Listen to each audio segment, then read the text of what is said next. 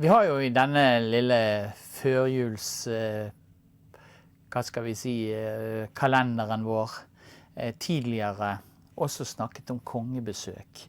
Men så hadde det seg sånn at det var i magasinet, og så fant jeg en nydelig lite manuskript som handlet om kong Kristian den 6. besøk i Norge i 1733.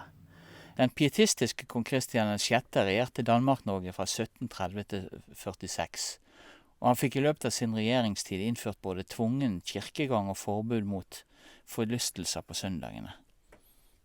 Når han kom til Bergen, så hadde han jo med seg hele sitt kjempestore hoff. Alle disse dansk-norske kongene, de skulle jo gjerne i hvert fall en tur til Bergen. Unntaket Kristian 4. var jo her mange ganger. Men en tur til Bergen, nei, en tur til Norge, og reise rundt i landet og hilse på og se på forholdene i landet.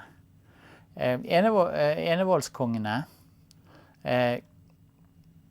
all makt var jo samlet i kongen, så når han skulle reise ut av landet, så reiste han jo med et stort følge da, av hoffmenn, av embedsmenn, av de som var med å styre landet med han. Også selvfølgelig, han hadde jo da selvfølgelig med seg sin dronning. I dette tilfellet så hadde han også med seg sin svigermor. Og foruten om det 200 mann sterke følge som var kongen sitt eget, så hadde han jo med seg et utall med soldater og sjøfolk. Etter å ha seilt fra Flatstrand, Skagen, altså i Danmark, kom det celebres reisefølge i land i Moss. Deretter fortsatte turen til Kristiania. Følget oppholdt seg i østlandsområdet i en måneds tid, og besøkte blant annet Moss, Fredrikstad, Halden, Horten og Tønsberg. I begynnelsen av juli gikk så ferden over Dovrefjell og til Trondheim. Her ble det holdt et såkalt publiktafell, hvilket vil si at byens borgere kunne defilere forbi en spisende kongefamilie.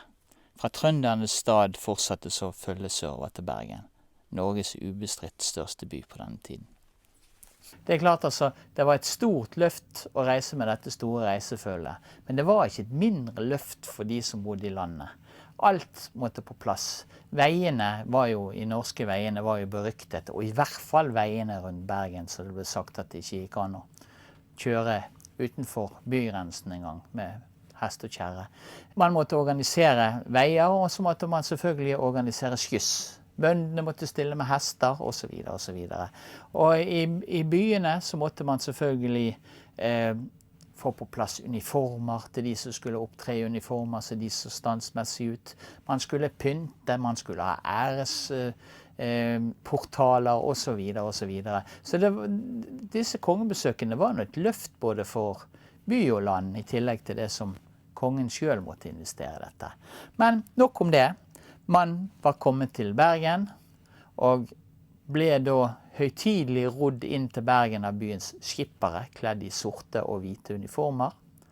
Og de hadde et spennende opphold i byen.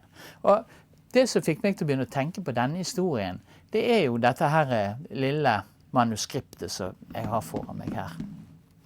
Det ble nemlig skrevet en stor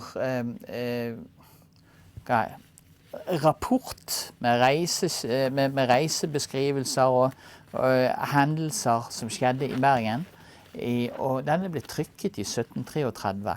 Vårt eksemplar, det er faktisk en håndavskrift av det originale trykte den trykte boken. Denne håndskrevne avskriften har jeg lyst til å vise, for jeg synes han er jo veldig fin.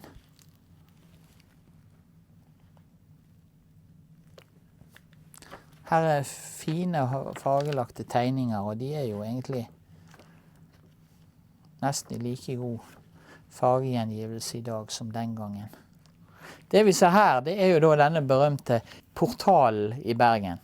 Det har seg nemlig slik at når bergenserne fikk vite at kongen skulle komme til Bergen, så satte de i gang og så bygde de en brygge, den såkalte triangelen, som stod klar. Og så bygget man også en 20 meter høy æresportal til ære for kongen. Så var det kongen da gikk igjennom når han skulle inn i byen. Triangelen er det jo mange bergensere som har hørt om. Den fungerte jo som fiskebrygge og en av strilenes punkter i byen helt frem til 1911, før den ble revet. Så den fikk et langt liv i byen. Men nok om det. Tilbake igjen til vår kjære kong Kristian. Han var i byen og deltok i det som seg hør og bør. Borgervæpningen marsjerte foran han. Han deltok på ulike former for middager og alle slags stas som ble gjort på han fra byens borgere. Og det ble jo da arrangert middag for han i rådhuset. Og det var jo en kongelig nåde det på denne tiden at kongen ville spise middag med vanlige borgere. Så her mye ting vi ikke tenker på som en selvfølge for oss i dag, men bare det at kongen ville sitte ned med borgerne i et lite rådhus i Bergen og spise middag, det var en stor nåde fra hans side. Kongebesøket varte i 5 dager.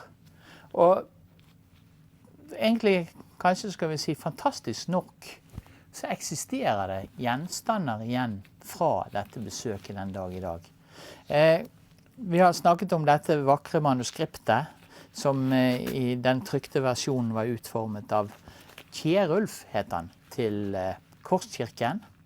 Men det finnes også en fantastisk sølvmodell som i dag befinner seg i Rosenborg slott i København, av triangel og denne æresportalen, som viser, altså, både disse småskriftene, det finnes flere, bortsett fra Kjerulf sin, og denne nydelige sølvmodell laget av sølvsmed Müller, den viser jo på mange måter, hva skal du si, den naive kjærligheten som faktisk eksisterte mellom folket og kongen.